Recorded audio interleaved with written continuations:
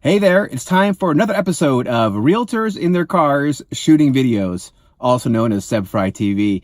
Hey, listen, I've been thinking recently about the choices that we make. You know, a lot of people really stress out about the individual choices they make. They think these are really big, potentially life-changing decisions, and they really, deserve a lot of care and thought and consideration. And I would say that there are some choices, in fact, where that is very true. You want to be very careful before we make a choice. Like, for example, and I hate to be, insensitive or whatever, but taking a loaded gun, pointing it at your head and pulling the trigger. Now, that is the kind of decision which really, is a disastrous mistake, and you probably should not make that decision, most people, right? But a lot of other decisions which we think are really big and important, like, selling your house or buying a house or taking this job or the other job or getting married or getting divorced or having kids or not having kids. A lot of these decisions we would say are actually like huge life decisions, right? But the answer is not like, should I get married or should I not get married? Should I get divorced or not get divorced?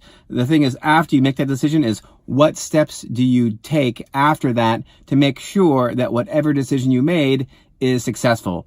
And that, I think, is really the most important point in decision-making process, is that once you make a decision, you need to carry through. And that's where a lot of people get screwed up. They make a decision, and maybe it wasn't the right decision, but right or wrong, they don't carry through to the natural course to have the best result for whatever decision that you made.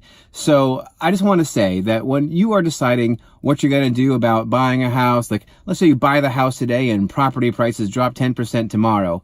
Now, does that mean you made the wrong decision? Maybe, maybe not. It really depends on what steps you take after you buy that house, right? Are you going to be fiscally prudent with all your other expenses, for example, right? Do you plan to stay in the area and live in the house for 20, 25 years, as most people end up doing? Or is you're thinking that you'll turn around and sell the house 2 years after you buy it for $100,000 profit, right? So the lesson is simply this, that whatever decision you make, just make sure that you are prepared to do whatever steps are required after you make that decision and after you take action to make sure that what you've done is going to get you the best result for the decision that you've made. Don't lie down. Don't stop fighting. Don't stop working. Don't say, oh, that was the wrong choice. Say, listen, I made my bed. Now what am I going to do to make my bed as comfortable as possible? And if you do that, I think you'll find that no matter what decision you make, you'll end up landing on 2 feet on the other side of that choice. So that's my thoughts for today. All right. Thank you so much for watching Seb Frey TV. And please do like us on Facebook. Check me out on Twitter. Don't forget to go to my podcast, Beta Bay Podcast. And also, while I'm at it, check out santacruz.realestate, the best website for home buyers in Santa Cruz County. All right. That's it. Thanks so much. I will talk at you again real soon.